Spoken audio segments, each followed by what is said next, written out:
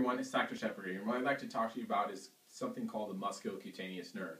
Now, it's a very, very important nerve, and there's a very simple exercise that can help relieve some of the symptoms of that nerve.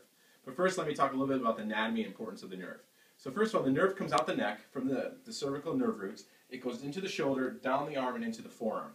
Now, the portion of the nerve that's between the shoulder and the elbow, that's the muscle portion of the nerve. The nerve has two functions, a motor function and the sensory function. So the motor function is between the elbow and the shoulder, and what that does, it allows us to bend the elbow or bend the elbow and to supinate. It supplies muscles like the coracobrachialis, the brachialis, which is deeper into the arm, and also the bicep, which everyone's usually familiar with that muscle. Now, if you have any issues bending the elbow or weakness of bending the elbow and turning the hand like this, it could be compression to the musculocutaneous nerve or just over-irritation from cumulative injury cycle or just repetition of doing constantly the same thing, maybe in the gym, sport, or occupation. It's a function that we do hundreds of times a day, thousands of times a week, depending on your job.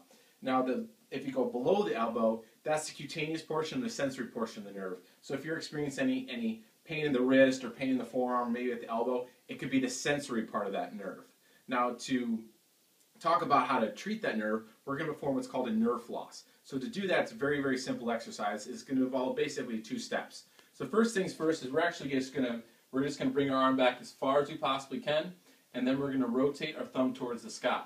Then we're just going to rotate our thumb back down towards the ground, and then come back. So the motion we're going to do with our hand is going to be thumbs up, basically like the thumbs down as we bring our arm back. So to get back into the motion again, we're basically going to bring our arm back or extend it, rotate our wrists so our thumb's going to the sky. You should feel a nice pull in your forearm area.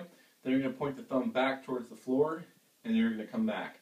And you're going to end up doing this about 5 to 10 times, and then we're just going to go nice and slow, thumb down, and come back. So you're going to do that about 5 to 10 times, and you're going to do that whole thing, the whole set, about 3 or 4 times throughout the day. If you have any questions on this, you can either leave me a comment right below this video, or you can email me at drshepard@bnchiro.com. I look forward from hearing from you.